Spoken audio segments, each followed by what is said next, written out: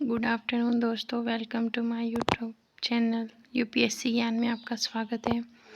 अब हमने हिस्ट्री की ओल्ड एनसीईआरटी की सीरीज़ कंप्लीट कर रहे हैं। उसमें हमने 4th चैप्टर तक कंप्लीट कर लिया है।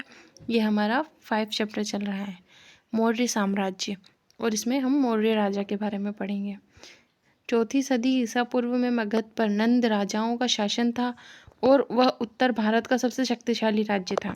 नंद राजाओं ने करों की वसूली से अपार संपत्ति जमा कर ली थी और उनके पास एक विशाल सेना भी थी, परंतु वे कुशल शासक नहीं थे और लोकप्रिय भी नहीं थे, इसलिए उनको उखाड़ फेंकना कठिन नहीं था। चाणक्य नाम का एक ब्राह्मण मंत्री ने, जो कौटिल्य के नाम से भी प्रसिद्ध, मौर्य वंश के एक तरुण चंद्रगुप्त को शिक्षा देकर तैयार किया।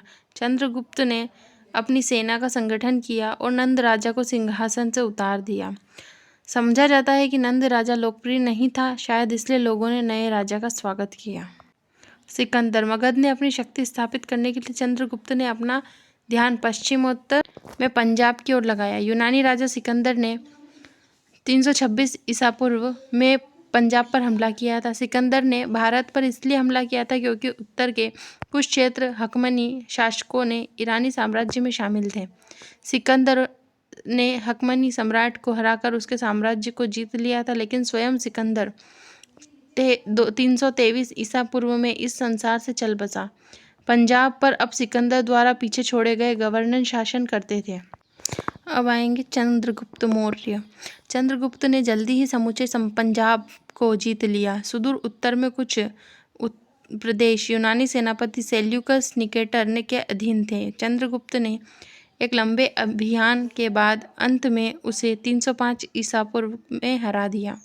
उसने सिंधु नदी के परे के उस प्रदेश को भी जीत लिया था जो आजकल अफगानिस्तान का हिस्सा है। दोनों परिवारों के बीच विवाह संबंध स्थापित हो गए। इसके अलावा चंद्रगुप्त ने मध्य भारत के भाग को भी जीत लिया। इस प्रकार चंद्रगुप्त का शासनकाल समाप्त होने तक समूचा उत्तर भारत मौर्यों के अधीन हो गया। अगला पॉइंट है बिंदुसार। करीब 25 साल तक शासन करने के बाद चंद्रगुप्त ने अपना सिंहासन अपने पुत्र बिंदुसार को सौंप दिया। कुछ उल्लेखों के अनुसार चंद्रगुप्त इसके बाद जैन मुनि बन गया था। बिंदुसार ने शासनकाल में मौर्य साम्राज्य दक्षिण में मैसूर तक फैल गया था और इस तरह उसने लगभग सारा देश शामिल था। केवल कलिंग प्रदेश, उड़ीसा और सुदूर दक्षिण के राज्य ही उसके साम्राज्य में नहीं थे, परंतु दक्षिण के राज्यों के साथ उसकी मैत्री थी, इसलिए उन्हें जीतना जरूरी नहीं था। कलिंग के लोग मौर्यों के अधीन नहीं रहना चाहते थे, इसलिए मौर्यों को उन पर आक्रमण करना पड़ा। यह काम चंद्रगुप्त के पौत्र अशोक ने किया। अब आएगा अशोक। अशोक ने मौर्य राजाओं में अशोक सबसे अधिक प्रसिद्ध हुआ। वह भारत के महानतम शासकों में से एक था। उसने कलिंग को जीतकर उसे अपने साम्राज्य में शामिल करने का फैसला किया। कलिंग पर चढ़ाई की गई और उसे जीत लिया गया, पर दोनों ओर की सेनाओं को भारी हानि उठानी पड़ी। घायल और मरते हुए सिपाहियों को देखकर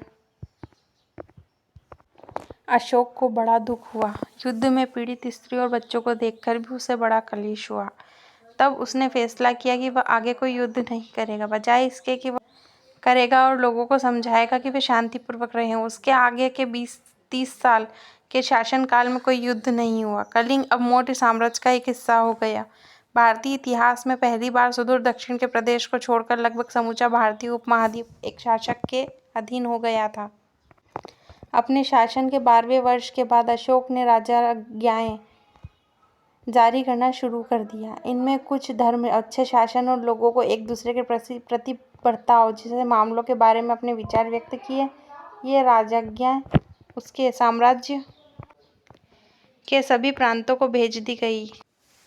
इन्हें चट्टानों तथा स्तंभों पर ऐसे स्थानों पर खुदवा दिया गया जहां लोग इकट्ठा होकर इन्हें पढ़ सकें। इस प्रकार प्रजा को जानकारी मिली कि उनका राजा क्या सोचता है। इन अभिलेखों से हमें अशोक के विचारों के बारे में भी जानकारी मिलती है। ये अभिलेख का एक नमूना है जो इसमें दिखाया गया है। ये लम्मिंदेई स्तंभ का अभिलेख है, जो देवताओं के प्रिय सम्राट प्रियदर्शी दीक्षा लेने से 20 वर्षों के बाद स्वयं इस स्थान पर, जहाँ बुद्ध शाक्य मुनि ने जन्म लिया था, आए और इसकी अभ्यर्थना की। उनकी प्रेरणा से यह प्रस्तर प्राचीन और प्रस्तर स्तंभ बना। भगवान की जन्मभूमि होने के कारण लुम्बिनी ग्राम को उन्होंने कर मुक्त कर दिया और इसका अंशदान 8वां भाग निश्चित कर दिया है। अशोक का दंभ। अशोक बौद्ध था और बौद्ध धर्म का प्रचार प्रसार करना चाहता था, परंतु इससे अधिक वह उन ऊंचे आदर्शों में विश्वास करता था जो मनुष्य को शांतिपूर्ण और सदाचारी बना सकते हैं। इन्हें उसने धम्म कहा। संस्कृत में धर्म शब्द का प्राकृत रूप। अपने इस धम्म को उसने अपनी राजज्ञाओं में समझाया है। उसकी राजज्ञाएं विभिन्न लिपियों में लिखी गई है। अधिकांश राजज्ञाएं ब्राह्मी लिपि में हैं। उस समय भारत के अनेक प्रदेशों में इस ब्राह्मी लिपि का प्रचलन था। अशोक के अभिलेखों की भाषा आमतौर पर प्राकृत है। यह आम जनता की भाषा थी, जबकि संस्कृत भाषा ऊंची जातियों को शिक्षित लोगों द्वारा बोली जाती थी। अशोक की कुछ राजज्ञाएं यूनानी भाषा में थी और अफगानिस्तान में खुदवाई गईं। चूँकि अशोक अपने विचारों को आम लोगों तक पहुंचाना चाहता था, इसलिए उसने ऐसी भाषा का प्रयोग किया जो वे सब समझ सकें। अशोक की इच्छा थी कि विभिन्न धर्मों के अनुयायी आपस में शांति और सौहार्द से रहें। उस समय के अधिकांश धार्मिक संप्रदाय या पंथ 2 समुदायों में बटे हुए थे। एक समुदाय ब्राह्मणों का और दूसरा श्रमणों का। श्रमणों में बौद्ध धर्म और जैन धर्म और ब्राह्मणों से मतभेद रखने वाले अन्य धर्मों के साधुओं का समावेश होता था। कभी कभी इन विभिन्न धार्मिक संप्रदायों के बीच जबरदस्त कलह भी होती थी। अशोक को यह पसंद नहीं था कि वह चाहता था कि लोग एक दूसरे से मैत्री रखें और तरुण लोग बड़े बूढ़ों की आज्ञा माने तथा बालक अपने माता पिता के आदेश माने। उसे मालिकों द्वारा अपने दासों और सेवकों के साथ किए जाने वाले बर्ताव के बारे में भी चिंता थी।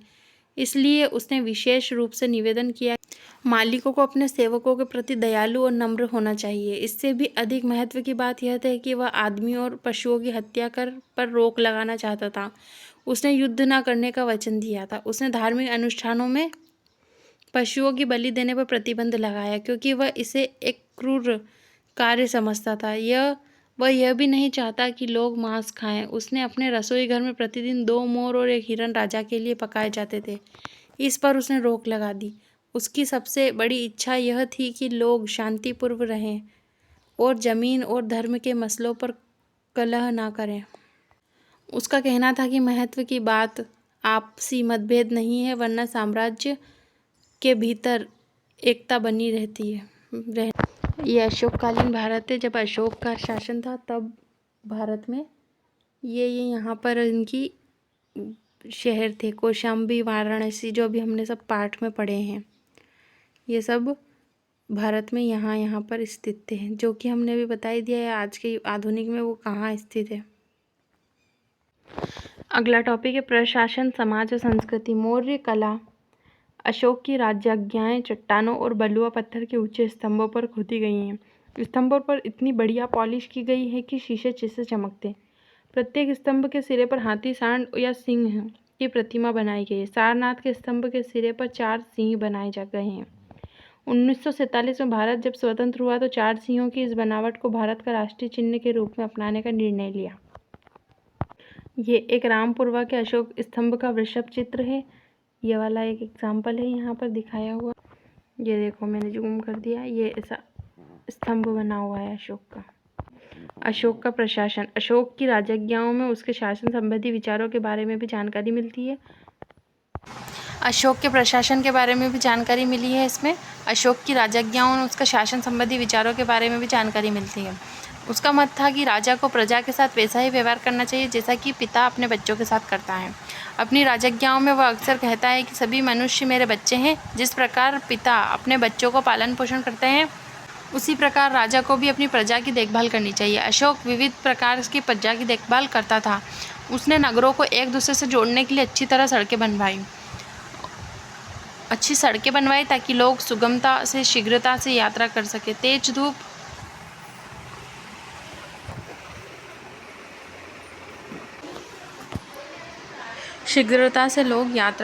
तेज धूप से बचने के लिए उसने सड़कों के किनारे छायादार वृक्ष लगवाए, पानी के लिए कुएं खुदवाए, थके मांदे यात्रियों के विश्राम के लिए धर्मशालाएं बनवाई।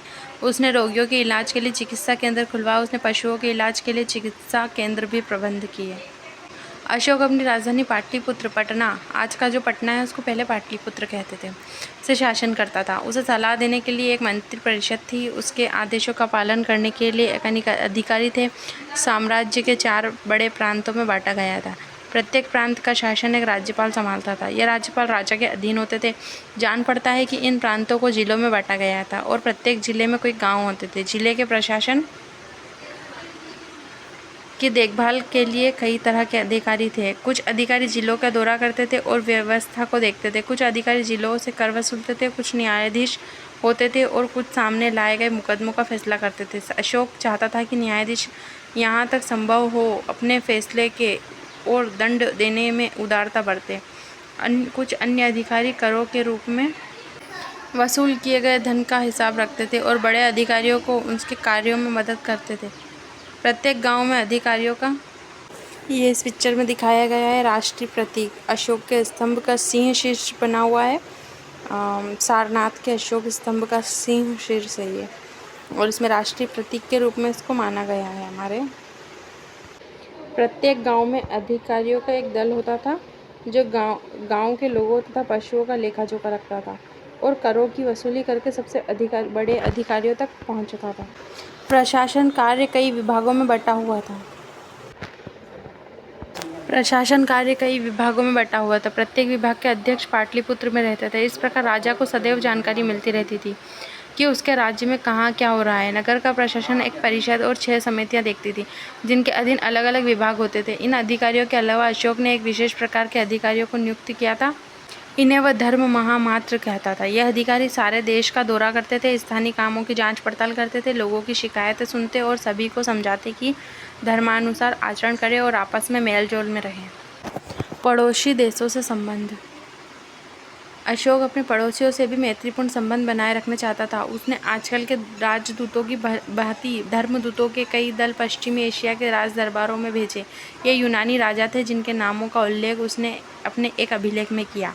अशोक ने अपने पुत्र महेंद्र को श्रीलंका भेजा। महेंद्र ने वहाँ बौद्ध धर्म का प्रचार किया और श्रीलंका का राजा बौद्ध हो गया।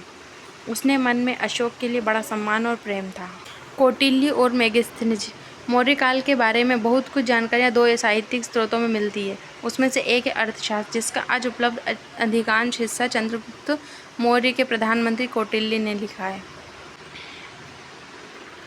इस ग्रंथ में कौटिल्य ने समझाया है कि एक अच्छे शासन का संगठन किस प्रकार किया जाए। दूसरा स्रोत है मेगास्थनीज द्वारा यूनानी भाषा में लिखा हुआ विवरण। मेगास्थनीज सेल्यूकस निकेटर का राजदूत था और उसने चंद्रगुप्त के शासनकाल में कुछ समय भारत में बिताया। मेगास्थनीज का वृतांत, जिसका दुर्भाग्यवश कुछ ही अंश बचा है, उसका आंखों देखा वर्णन है। मेगास्थनीज जानकारी देता है कि पाटलिपुत्र एक विशाल और सुंदर नगर था और मजबूत परकोटे से घिरा हुआ था। मकान लकड़ी के बने होते थे, परंतु राजा का महल पत्थर का बना हुआ था। राजा के दरबार और उसके वैभवपूर्ण जीवन से मेगास्थनीज बहुत प्रभावित था। राजा जनता की सब तरह की शिकायतें सुनने को सदैव तैयार रहता था। चंद्रगुप्त की एक बहुत बड़ी सेना थी क्योंकि उसे कई युद्ध लड़ने पड़े थे। अधिकारियों द्वारा जमा किए गए करों का एक बड़ा भाग सेना पर खर्च होता था। वहाँ का समाज कैसा था? तो मेगास्थनीज लिखता है कि अधिकतर लोग खेती करते थे। उनकी या तो अपनी भूमि होती थी या वे राजा की भूमि पर काम करते थे। वे गाँव में सुखपूर्वक रहते थे। चरवाहे और गड़रिये भी गाँव में ही रहते थे। बुनकर, बढ़ई, लोहार, कुम्हार और अन्य कारीगर नगरों में रहते थे। उनमें से कुछ राजा के लिए काम करते थे जबकि कुछ नागरिकों के इस्तेमाल के लिए चीज़ें तैयार करते। व्यापार उन्नति पर था और व्यापारी अपना माल देश के कोने कोने में ले। काफ़ी अधिक लोग सेना में भर्ती थे। सैनिकों को अच्छा वेतन मिलता था और वे सुख चैन में रहते थे। मंत्री, अध्यक्ष और अन्य अधिकारी नगर तथा गांव दोनों में काम करते थे। किसानों, कारीगरों और सैनिकों की तुलना में ब्राह्मणों और जैन तथा बौद्ध भिक्षुओं की संख्या बहुत कम थी, परंतु हर कोई उनका सम्मान करता था। वे राजा को कोई काम नहीं देने देते। मौर्य साम्राज्य का अंत कैसे हुआ ये देखते हैं अपन। मौर्य साम्राज्य 100 से कुछ अधिक साल तक टिका रहा और अशोक की मृत्यु के बाद वह छिन्न भिन्न होने लगा। के विघटन के कई कारण थे। जैसे हम बोलते हैं ना हड़प्पा के पतन के बहुत कारण थे, वैसे ही इसके भी विघटन के कई कारण थे। एक तो यह था कि अशोक के उत्तराधिकारी दुर्बल थे और वे साम्राज्य का शासन अच्छी तरह संभाल न सके। दूसरा कारण यह था कि साम्राज्य के विभिन्न प्रदेश अत्यधिक दूरी के कारण एक दूसरे से अलग अलग पड़े हुए थे और इसलिए प्रशासन में तथा संपर्क स्थापित करने में कठिनाई होती थी। एक विशाल सेना और विशाल सेना प्रशासनिक सेवा का खर्च उठाने के लिए भी भारी धन की आवश्यकता थी। शायद बाद के मौर्य शासक इतनी भारी खर्च के लिए पर्याप्त कर वसूल नहीं कर पाते थे। धीरे धीरे मौर्य साम्राज्य के विभिन्न प्रांत अलग होने लगे और अंत में स्वतंत्र बन गए। फूट का नतीजा यह हुआ कि चंद्रगुप्त द्वारा यूनानियों को हराने के जो 100 साल बाद बक्त्रियों के यूनानी राजाओं ने पश्चिम उत्तर प्रदेश के एक भारतीय राजा पर आक्रमण किया। इस राजा को अकेले ही आक्रमण का सामना करना पड़ा, किसी दूसरे भारतीय राजा ने उसकी मदद नहीं की, इसलिए यूनानियों से वह पराजित हुआ। 20 साल बाद 185 ईसा पूर्व में पुष्यमित्र शुंग ने अंतिम मौर्य शासक की हत्या करके मगध पे शुंग वंश की स्थापना की। ये क्वेश्चन से नंद राजाओं ने कहा और किस काल में शासन किया, कहाँ किया और किस काल में किया, अंतिम नंद राजा को किसने हराया, ये भी ध्यान में रखना। ये अगला क्वेश्चन ये है, सिकंदर ने भारत पर कब हमला किया, तो ये भी हमने पढ़ा अभी। ये सारे क्वेश्चंस वही हैं जो हमने पढ़े हैं अभी और ये सभी पार्ट्स में से बन जाएंगे, तो ये सब करने की कोशिश करना। अगर नहीं आता है तो कमेंट बॉक्स में कमेंट कर देना, मैं आंसर बता दूँगी। और ये वाला पार्ट हमारा कंप्लीट होता है, इसके बाद हम अगले चैप्टर में मिलते हैं। तब तक के लिए बाय बाय। अगर मेरी वीडियो अच्छी लगती हो, थोड़ी भी हेल्पफुल हो तो सब्सक्राइब करें, लाइक करें और अपने दोस्तों को शेयर करें। मिलते हैं नेक्स्ट चैप्टर में।